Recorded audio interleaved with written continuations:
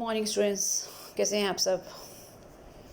तो आज हम आगे बढ़ते हैं इस वीडियो में। और हम लोग लास्ट वीडियो में डिस्कस कर रहे थे कि इंडिविजुअल के लिए टैक्स का कैलकुलेशन कैसे किया जाता है, राइट।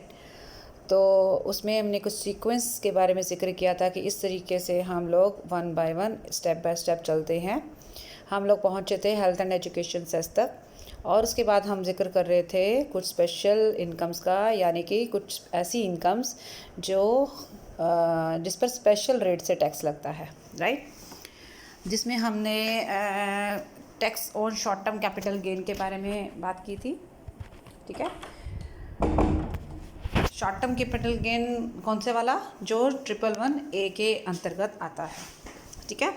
आप सेक्शन चेक करें, 111A में जो शॉर्ट टर्म कैपिटल गेन आएगा वो ही ऐसा शॉर्ट टर्म कैपिटल गेन है जिस पर स्पेशल रेट से टैक्स लगेगा। अदरवाइज़ और कोई भी शॉर्ट टर्म कैपिटल गेन है तो वो टोटल इनकम में ही ऐड होकर और उस पर नॉर्मल रेट से ही टैक्स लगेगा, ठीक है।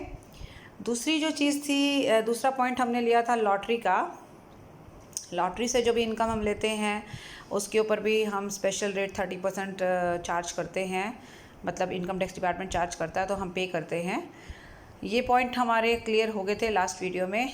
आज हम कुछ नए पॉइंट्स को लेकर डिस्कशन करेंगे। जैसे एक पॉइंट हम लेंगे पहले ये वाला, tax on income from transfer of carbon credit, ठीक है। ये स्टार्ट हुआ है 2018-19 से, सेक्शन है इसका 115BBG, ठीक है। अब ये क्या चीज़ है इसके बारे में बात करते हैं, ठीक है। अगर हम कार्बन क्रेडिट ट्रांसफ़र करते हैं तो उससे जो इनकम आती है वो हमारी टैक्सेबल तो है, लेकिन ऑब्वियसली सभी असेसेस के लिए टैक्सेबल है, ठीक है। हालांकि हम इंडिविजुअल के बारे में स्पेसिफिकली बात कर रहे थे, पर क्योंकि ये पॉइंट का जिक्र आया है तो हमें ये भी बताना चाहिए कि ये किस किस के लिए टैक्सेबल है। तो all assesses will pay the tax at a particular rate, और वो रेट क्या रहेगा, इस तरह की कोई भी इनकम आपको प्राप्त होती है तो आप उसके ऊपर 10% के रेट से टैक्स देंगे। बहुत सारे स्टूडेंट्स को या बच्चों को कन्फ्यूज़न रहेगा कि कार्बन क्रेडिट क्या चीज़ है, तो पहले हमें इसके बारे में थोड़ा सा पता होना चाहिए। एनवायरनमेंट को पोल्यूशन से बचाने के लिए सरकार एक प्रयास करती है कि वो जो मैन्युफैक्चरिंग कंसर्न्स हैं या जो जहाँ पर प्रोडक्शन हो रहा है और जहाँ से बहुत सारे यूँ लगा लीजिए कि जो स्मोक है या फिर जो गैसेस हैं, ग्रीन हाउस गैसेस हैं जो एनवायरनमेंट को पोल्यूट करती हैं, ठीक है।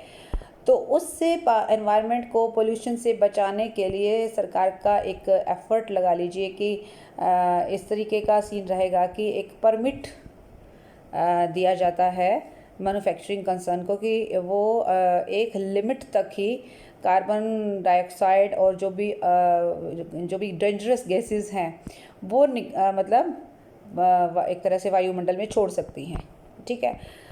इस लिमिट के बाद अगर वो एक्चुअली कार्बन का मतलब यहाँ मेन तो कार्बन डाइऑक्साइड से ही है, तो इस तरीके के गैसेस अगर वो एक लिमिट के बाद उनके फैक्ट्री से या उनके प्रोडक्शन हाउस से निकलती हैं और वायुमंडल यानी कि एटमॉस्फेयर को प्रदूषित करती हैं, पोल्यूट करती हैं, तो उन्हें पेनल्टी देनी पड़ सकती है, ठीक है। अब क्या होता है कि इस पेनल्टी से बचने के लिए या परेशानी से बचने के लिए जो मैन्युफैक्चरर है वो कोशिश करता है कि इस तरीके का एमिशन, उसे कहेंगे एमिशन का मतलब जो एक तरीके से गैसेस जो है वहाँ से बाहर आती हैं प्रोडक्शन के दौरान, तो उससे बचने के लिए नॉर्मली हम लोग क्या, मान लीजिए अभी पॉल्यूशन कम करना है तो हम क्या करेंगे, हम फ्यूल की जगह, ईंधन की जगह जैसे कोयल का इस्तेमाल नहीं करेंगे या फिर और इस तरीके की कोई जो चीज़ें जलकर और स्मोक क्रिएट करती हैं या गैसेस क्रिएट करती हैं, उसकी बजाय फॉर एग्जांपल हम सोलर एनर्जी का इस्तेमाल कर सकते हैं, राइट। तो हालांकि ये ज़रूरी नहीं है कि हर मैन्युफैक्चरर ऐसा सोचेगा, वो डिपेंड करता है कि वो पर्सन टू पर्सन चीज़ें मैटर करती हैं। लेकिन मैन्युफैक्चरर अगर इस बात की तरफ ध्यान दे और पेनल्टी से बचने के लिए या फिर एक प्रॉब्लम से बचने के लिए वो कुछ और रास्ते अपनाता है, तो ऑब्वियसली जो उसको परमिट मिला हुआ है एक पर्टिकुलर लिमिट तक का, एमिशन का एक पर्टिकुलर लिमिट का परमिट मिला हुआ है, उसका इस्तेमाल वो अपने लिए ना करके इस परमिशन, इस राइट को वो किसी और को बेच देता है। ठीक है, नॉर्मली जैसे आप पेटेंट राइट्स किसी को ट्रांसफ़र करते हैं, आप रॉयल्टी, ये क्या चीज़ें हैं, ये राइट्स ही तो हैं। जब हम अपना कोई राइट, कोई अधिकार किसी को ट्रांसफ़र करते हैं तो उसके बदले में हमें इनकम होती है। तो सेम यहाँ पे भी है कि सरकार ने जो परमिट दे रखा है आपको, उस परमिट को इस्तेमाल अगर आप कम लेवल पे करते हैं और एक्स्ट्रा को आप किसी और मैन्युफैक्चरर को ट्रांसफ़र कर देते हैं और उसके बदले में आपको जो इनकम आती है वो इनकम की हम बात कर रहे हैं यहाँ पे। ठीक है, तो थोड़ा सा आइडिया आपको ज़रूर लग गया होगा कि हम कार्बन क्रेडिट का मतलब क्या लेकर चल रहे हैं। फिर से बता रही हूँ, सभी असेसिस को टैक्स पे करना है। इस इनकम पर 10% के रेट से होगा टैक्सेबल अमाउंट जो भी होगा, और इसके अलावा बाकी जो इनकम बच जाएगी उसके ऊपर आप नॉर्मल रेट से ही टैक्स लगाएंगे। ठीक है, और एक चीज़ और भी बता रहा है ये कि जो इस इनकम की हम बात कर रहे हैं, इस इनकम में से कोई भी एक्सपेंडिचर या अलाउंस जो है वो डिडक्टिबल नहीं होगा। ठीक है, नॉर्मली जैसे आप और हेड्स आपने पढ़े हैं, सैलरी है, हाउस प्रॉपर्टी है, वहाँ आपने देखा होगा पर्टिकुलर हेड में डिडक्शंस होती हैं, आप लेस करते हैं, या पर्टिकुलर इनकम से रिलेटेड कोई भी डिडक्शन या अलाउंसेस हम लेस करते हैं। यहाँ पर हम ऐसा कुछ भी नहीं करेंगे। ठीक है, ये बात क्लियर हो गई है। तो ये भी एक अलग तरह की इनकम है जिसके ऊपर स्पेशल रेट से टैक्स लगेगा। अब हम एक और पॉइंट लेंगे जो है tax on dividends received from domestic companies. ठीक है, आप एक बार पहले भी ये स्टडी कर चुके हैं कि जो भी डिविडेंड हम डोमेस्टिक कंपनी से लेते हैं वो हमारे लिए एग्जैम्प्ट होता है, पर एग्जैम्पशन एक पर्टिकुलर लिमिट तक होगी। ठीक है, एग्जाम ज़रूर होगा पर एक लिमिट तक होगा, वो भी बताएंगे कि क्या लिमिट है। सबसे पहले तो हम ये देखेंगे कि किस तरह के असेसिस गए। इंडिविजुअल के लिए तो ऑब्वियसली है, क्योंकि हम इंडिविजुअल के बारे में ही बात कर रहे थे, तो इंडिविजुअल तो इसमें है ही।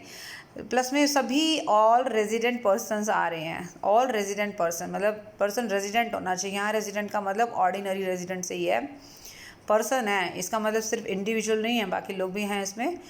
एक्सेप्ट, वो कह रहे हैं कि सभी रेजिडेंट पर्सन हैं, लेकिन मतलब कहने का है कि ये जो प्रोविज़न है tax on dividend received from domestic company, ये किस पर लागू नहीं होता। ये नहीं होने वाले पॉइंट्स है 1, 2, 3। ठीक है, यानी कहने का मतलब होता है बाकी लोगों को टैक्स नहीं देना है, सिर्फ किसको देना है, रेजिडेंट पर्सन को देना है, इन लोगों को छोड़कर इन्होंने नहीं देना है।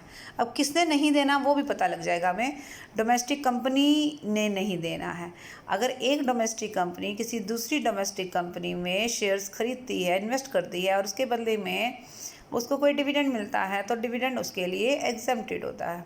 ठीक है, दूसरी चीज़, कई बार आपने देखा जैसे म्यूचुअल फंड है या कोई ऐसे इंस्टीट्यूशन है जो चैरिटेबल पर्पस से हैं, यूनिवर्सिटी हैं, मेडिकल इंस्टीट्यूशन हैं जो हेल्थ से रिलेटेड काम कर रहे हैं, सोशल सोसाइटी के बेनिफिट के लिए कुछ ट्रस्ट वगैरह हैं, ये सारे इंस्टीट्यूशन सेकंड और थर्ड में वो सभी इंस्टीट्यूशन आते हैं जो चैरिटेबल हैं, जो सोसाइटी के बेनिफिट के लिए काम कर रहे हैं, जो मेडिकल इंस्टीट्यूशंस हैं। ठीक है, और यूनिवर्सिटीज़ हैं, कॉलेज हैं, एजुकेशनल इंस्टीट्यूशन जितने भी हैं, उन सब के ऊपर भी ये चीज़ लागू नहीं होती, मतलब उनको भी ये टैक्स पे नहीं करना है। तो टैक्स किसको पे करना है, टैक्स पे करना है सिर्फ रेजिडेंट पर्सनस को, लेकिन इनको छोड़कर। ठीक है, अभी आपका क्या सीन रहेगा कि कितना रेट रहेगा और कहाँ तक डिडक्शन है, मतलब डिडक्शन नहीं सॉरी एग्जेम्पशन है। तो रेट ऑफ टैक्सेशन जो है हमारा वो है on the amount of dividend, जो आपको डिविडेंड मिला, अगर वो 10 लाख रुपए तक है कोई दिक्कत नहीं है, आपके लिए एग्जेम्प्टेड है। लेकिन अगर आप 10 लाख से भी ऊपर डिविडेंड ले रहे हैं, दैट इट इज़ पेबल या और sorry it is taxable at the rate of 10%। Okay, means 10 lakh रुपए तक का डोमेस्टिक कंपनी से लिया गया डिविडेंड सभी के लिए टैक्स फ्री होता है, लेकिन 10 लाख से ऊपर जाते ही ये ऑल रेजिडेंट पर्सन्स के लिए टैक्सेबल हो जाता है, लेकिन कुछ लोगों को हमने इसमें एग्जेम्प्ट भी किया है। ठीक है, बाकी कोई इनकम बचेगी, मतलब टोटल इनकम में डिविडेंड भी है और बाकी हेड्स की इनकम भी है, तो आपने डिविडेंड को अलग कर लेना है अगर वो 10 लाख से ऊपर होगा तो। ठीक है, उसके ऊपर आप 10% से टैक्स लगाओगे और बाकी के ऊपर नॉर्मल रेट से टैक्स लगेगा। तो ये भी अपने आप में क्या हो गई, एक स्पेशल इनकम हो गई या इनकम विद स्पेशल रेट्स हो गए। ठीक है, और इस इनकम में से भी आप क्या नहीं लेस कर सकते हो, कोई भी एक्सपेंडिचर और अलाउंस, ठीक है। इस तरीके की चीज़ें आप लेस नहीं कर सकते हो। फ़िलहाल हम इसको यहीं तक ही समेट लेते हैं, वो बाकी हम जब न्यूमेरिकल सॉल्व करेंगे तब हम कुछ चीज़ें देखेंगे। नाउ दीज 2 पॉइंट्स जो है are clear, okay. Okay, next we come to the next point, that is deemed income. अभी मैंने वहाँ पर एक पॉइंट को होल्ड पे रखा हुआ है, लॉन्ग टर्म कैपिटल गेन, वो अभी हम बाद में करेंगे। पहले मैं अब आपको ये भी बताना चाह रही हूँ डीम्ड इनकम के बारे में। कारण कई बार क्या होता है कि हमारी टोटल इनकम में देयर इज़ पर्टिकुलर अमाउंट, कुछ अमाउंट ऐसा शामिल है जो डीम्ड इनकम का है। देखिए, पहले तो ये क्लैरिटी होनी चाहिए माइंड में कि इनकम में और डीम्ड इनकम का मतलब क्या है। इनकम का मतलब जैसे मैं सैलरी अर्न कर रही हूँ, दैट इज़ माय इनकम, ठीक है। लेकिन अगर मेरे माइनर चाइल्ड की इनकम मेरे में ऐड हो रही है, that is clubbing of income. वो आप समझ सकते हैं, आप पढ़ चुके हैं। अगर माइनर चाइल्ड की इनकम मेरी इनकम में ऐड होती है तो वो हो गया क्लबिंग ऑफ इनकम, ठीक है। दोनों बातें क्लियर हो गई। यानी इनकम, मेरी इनकम तो मेरी है ही है, माइनर चाइल्ड की इनकम भी मेरी हो गई, लेकिन वो डीम्ड नहीं है, वो क्लबिंग है। क्लब करना मतलब शामिल कर लेना। अभी ये हैं हमारे डीम्ड इनकम के एग्ज़ाम्पल, या इसको कहते हैं डीम्ड इनकम। मतलब कुछ ऐसी इनकम जो डाउटफुल है, जिसके बारे में आपके पास कोई रिकॉर्ड नहीं है, जो अनअकाउंटेड है, जो मान लीजिए कुछ ऐसी आपके बिज़नेस में कुछ ऐसे अकाउंट्स हमें देखने को मिले जिसके बारे में आप क्लियरली कोई एविडेंस, कोई वाउचर, कोई रिसिप्ट नहीं दिखा पाए। सो इट मीन्स कि there is something wrong, right. तो वो जहाँ पर भी डिपार्टमेंट को डाउट होता है ना जिस भी अमाउंट पर, तो वो आपकी इनकम मान लेंगे वो, क्योंकि उन्हें ये लगेगा कि आप कुछ ना कुछ गड़बड़ कर रहे हो, ठीक है। तो ऐसी सारी इनकम को डीम्ड माना जाता है जो हम obviously they are not actually not in the nature, income की नेचर में है नहीं वो। अब देखो, मैं आपको यहाँ पर लेके चलती हूँ कैश क्रेडिट, मतलब आपके अकाउंट्स में कुछ आइटम्स, कुछ अमाउंट है जो क्रेडिट हो रखा है, बट आप उसके बारे में कोई सेटिस्फैक्ट्री आंसर नहीं दे पा रहे हो, ये क्या चीज़ है, तो it will be your deemed income. तो मतलब इनकम की नेचर में तो नहीं है, कोई ऐसा नहीं है कि मैंने बिज़नेस किया है और मेरे पास पैसा आया है तो मेरा वो बिज़नेस इनकम हो गया। वो तो क्लियर कट है ना, वो तो सबको नज़र आ रहा है। मान लीजिए मैंने किसी बैंक में पैसा रखा, वहाँ से मेरा इंटरेस्ट आ रहा है, वो तो क्लियर कट है, that is income from other sources, कहीं कोई डाउट नहीं है, ठीक है। लेकिन अब जैसे मान लीजिए ये पढ़ लेती हूँ मैं, अनरिकॉर्डेड एंड अनएक्सप्लेन्ड इन्वेस्टमेंट, ठीक है। अब ऐसी इन्वेस्टमेंट कर रखी है मैंने जिसके बारे में मैं बता ही नहीं पा रही हूँ कहाँ की हैं, कितने की है, मतलब चलो अमाउंट तो हमको दिख रहा है कि ये की है, उसका कोई रिकॉर्ड तो होना चाहिए, कोई पेपर वर्क होना चाहिए, कोई चाहे ऑनलाइन ऑफलाइन कुछ तो आप दिखाओगे ना। You have no evidence, you have no vouchers, you have no receipts और पेमेंट बिल्स नहीं है आपके पास, कोई रिसिप्ट्स नहीं है कोई। और कई बार ऐसा भी होता है कि रिकॉर्ड भी नहीं कर रखी है, इन्वेस्टमेंट कर रखा है पर कहीं पेपर में नहीं शो रखा। तो इट मीन्स कि आप ऐसे अमाउंट के साथ कुछ ना कुछ मैनिपुलेट ज़रूर कर रहे हो। अगर नहीं कर रहे होते तो आपके पास सारी चीज़ों के प्रूफ होने चाहिए थे ना, ठीक है। तो इस तरीके का amount which is not in the nature of income but it will be your deemed income, right. Next point जैसे कह सकते हैं अनरिकॉर्डेड एंड अनएक्सप्लेन्ड मनी।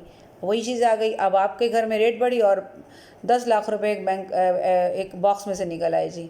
अब आपके पास जवाब नहीं है 10 लाख रुपए कहाँ से आए हैं, ठीक है ना। मतलब कहने का ये है, you have no satisfactory answer for the income tax officer, या जो भी ऑफिसर आपके यहाँ पे आया है, आप उसको जवाब दे सकते हैं ना, पर आपके पास है ही नहीं जवाब, क्योंकि वो कोई घपले का मनी है, कोई ऐसा मनी है जो आपने छिपा रखा था, आपको लगा कि ऐसे ही काम चल जाएगा। बट कई बार क्या होता है कि कंप्लेंट हो जाती हैं या कुछ भी, जैसे बड़े बड़े जो बिजनेसमैन हैं या बड़े जो उद्योगपति हैं, तो उनके साथ तो ये प्रॉब्लम्स लगभग चलती रहती है।